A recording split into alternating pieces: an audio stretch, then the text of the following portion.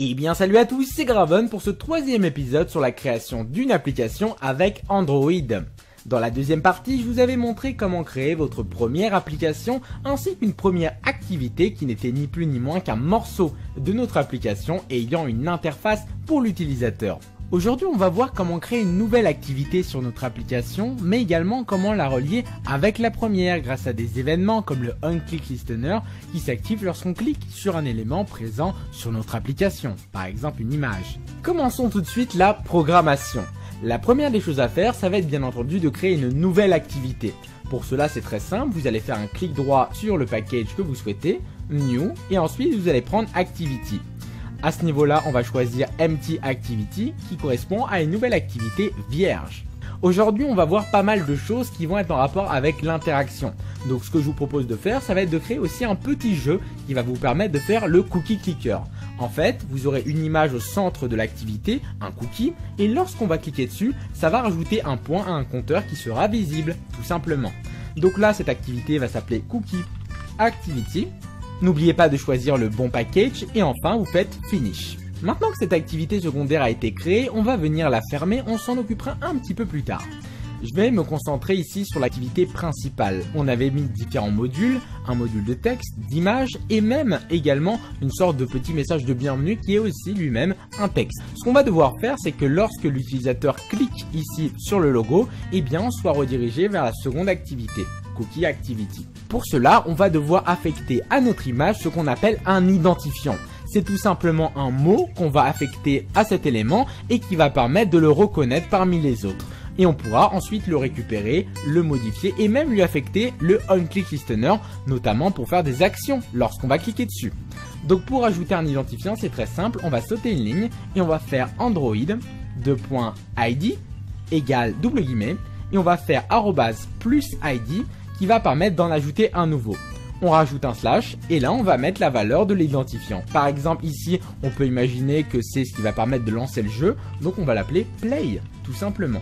À ce niveau là on aurait pu très bien l'appeler ici image button au lieu d'image view. Ça revient à peu près à la même chose, sauf que là ce sera un bouton désormais. Maintenant qu'on a ajouté cet identifiant unique, on va devoir le récupérer dans la classe principale de ce layout, c'est-à-dire la classe qui est associée main activity. Donc là ce que je vais devoir faire, c'est tout simplement récupérer cet élément en faisant un private image view que je vais appeler play, comme ceci. Pour l'instant cet élément n'a aucune valeur, on ne l'a pas affecté avec le égal. Donc ce qu'on va devoir faire, c'est que lorsque l'activité s'est créée, on va dire que this.play sera égal, attention, on va utiliser la méthode findViewById. C'est ce qui va permettre de récupérer la vue par rapport à un identifiant qui est associé à cette vue. Donc là, on va récupérer les ressources, .id, et vous allez récupérer l'élément play. Vous voyez qu'on l'a bien récupéré correctement. On met un point virgule à la fin, mais là on va avoir une petite erreur. Pourquoi? Puisque là on a besoin d'une image view à ce niveau-là, alors que ça nous retourne une vue. Tout simplement, il va falloir préciser devant, c'est ce qu'on appelle un cast, que c'est bien une image view, et dans ces cas-là, on n'aura aucun problème. Parfait. Donc maintenant qu'on a fait cette affectation, on va devoir faire que lorsqu'on clique sur l'élément play, eh bien ça déclenche l'autre activité. Pour ça, c'est très simple. Vous allez sauter de ligne et là, on va faire play.setOnClickListener. Regardez, quand vous mettez setOn, vous avez plusieurs possibilités. Eh bien, ce sont des événements qu'on va pouvoir affecter à notre élément. Donc moi, je vais prendre le premier et là, on va faire New View et vous faites Entrer. Regardez ce que ça va faire. Ça va automatiquement générer la suite du code. Donc là, on a correctement associé notre événement à notre élément play, donc ça fonctionne parfaitement. Maintenant, comment faire pour déclencher et démarrer la nouvelle activité? Eh bien, c'est très simple. On va devoir créer une nouvelle variable de type intent. Intent, c'est tout simplement ce qui va nous permettre de démarrer des actions et d'effectuer des instructions. Par exemple, créer une nouvelle activité, c'en est une, faire un appel sur un téléphone, etc., etc. Donc là, je vais lui donner un nom, je vais l'appeler par exemple Other Activity et ce sera égal à New Intent. Donc là, vous instanciez cet objet. Ensuite, on aura besoin de deux paramètres. Tout d'abord, on va devoir récupérer l'application contexte. C'est ce qui va permettre de récupérer tous les éléments de l'application, comme par exemple les activités, etc.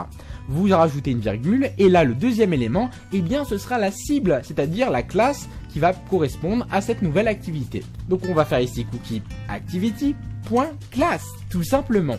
Une fois qu'on a créé cet intent, on va faire start activity et on va prendre en paramètre other activity. Mais si on se contente de faire ça, on va avoir des erreurs. Pourquoi? Puisque lorsqu'on va démarrer la nouvelle activité, l'ancienne existera toujours. Par conséquent, il faut l'arrêter. Donc vous allez sauter une ligne et vous allez faire finish, comme ceci. Et donc là, si maintenant je démarre mon application avec mon petit Nexus 5, qui est en fait un émulateur, et désormais, lorsque je vais cliquer sur l'image du milieu, eh bien on a la nouvelle activité Cookie Activity qui vient de se générer. Donc ce que je vous propose de faire maintenant, ça va être tout simplement de faire un petit jeu, notre fameux Cookie Clicker à l'intérieur. Donc pour cela, on va venir ajouter deux nouvelles images que je vous mettrai en description, un background qui va correspondre au fond d'écran de notre jeu et également un petit cookie comme celui-ci. Ok? Donc vous allez ici aller dans vos ressources et vous faites clic droit sur Drawable et vous allez chercher Show in Explorer. Ensuite, on va rentrer dans le dossier Drawable et on va mettre nos différentes images. Ok? Une fois que ceci est fait, vous allez aller dans Layout et vous allez avoir une nouvelle activité qui s'appelle ActivityCookie.xml sur lequel on avait déjà vu un aperçu tout à l'heure. Pour l'instant, on n'a rien à l'intérieur. Donc on va commencer par mettre le fond de notre jeu. Pour ça, on va faire un saut de ligne, Android.background et là vous allez mettre @drawable/background tout simplement. Donc là on commence par avoir le fond d'écran du jeu. Ensuite, on va aller à l'intérieur et là, on va devoir mettre notre image. Donc, soit vous passez par le code directement en XML, soit on peut passer par l'aperçu design. À ce niveau-là, vous allez aller dans Images. Ensuite, vous allez prendre Image View et vous allez le glisser à l'intérieur de votre layout. Ici, ça va vous demander de choisir qu'est-ce que vous voulez comme drawable, comme image. Vous allez prendre le cookie et là, vous avez juste à le déplacer, à le redéfinir en changeant la taille par exemple, etc., etc. Et enfin, on va afficher ici le nombre de clics qui a été effectué par l'utilisateur à chaque fois qu'il clique sur cette image. On va prendre un text view et vous allez le glisser à l'intérieur de Constraint Layout. Prochainement, je vous montrerai d'autres types de layout différents, mais on verra ça un peu plus tard, ok? Donc là, on va venir déplacer cette image et ensuite, on va retourner dans la partie code de ce visuel. Donc ce que je vais faire à ce niveau-là, c'est tout simplement changer le texte dans un premier temps. Donc pour ça, on va faire une référence directement dans Values et plus particulièrement dans le fichier strings.xml. Je vais venir enregistrer un nouveau message, string name, qui sera égal à ._msg. Et là, on va mettre .2.0. Donc là, on fait une référence et on va venir y accéder en allant dans cookieactivity.xml. Donc au lieu de mettre textview à ce niveau-là, je vais mettre @string /.msg. Donc ça fonctionne parfaitement. Ensuite, je vais changer un peu la couleur du texte. Donc je vais aller dans colors.xml et on va enregistrer une nouvelle couleur, color name, que je vais appeler white. Et comme vous l'avez deviné, ce sera du blanc. Le blanc en hexadécimal, c'est #FFF. Super. Donc là, à chaque fois, on a un petit aperçu des différentes couleurs. Comme ça, ça vous dit à peu près à quoi ça fait allusion comme apparence. On retourne dans Activity Cookie et pour changer la couleur, on va tout simplement faire ici Android.textColor et on va mettre @color white. Et si par exemple je souhaite changer le fond, eh bien ce sera Android.background @color/color red par exemple. Et donc là on peut voir que ça s'est affiché correctement.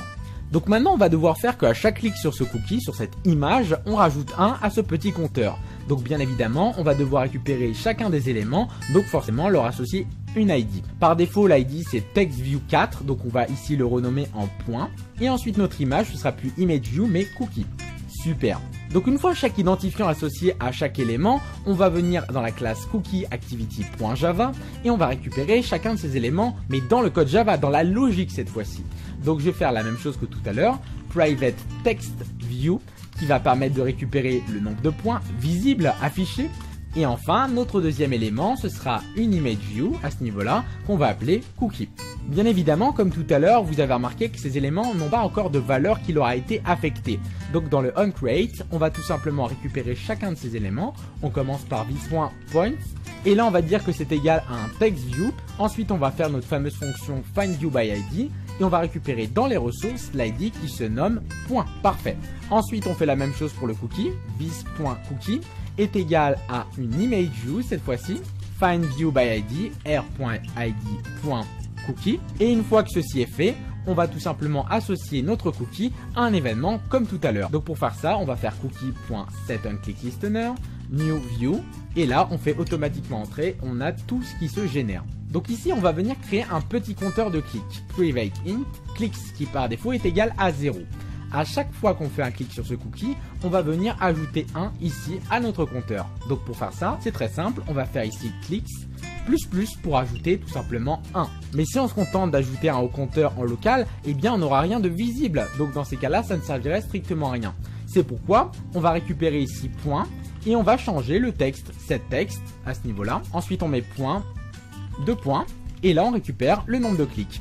Donc si maintenant je lance mon petit programme, on peut voir que l'application est en train de se lancer. Donc je vais cliquer sur le logo et là regardez, j'ai mon petit cookie et quand je clique dessus, on a le petit compteur qui s'actualise en temps réel, donc ça fonctionne parfaitement. Donc voilà un petit peu ce que je voulais vous montrer aujourd'hui. En tout cas j'espère que cette vidéo vous aura plu. Si c'est le cas, n'hésitez pas à la liker, à la commenter, à vous abonner à la chaîne. C'était Graven, ciao à tous et à la prochaine. Hey hey.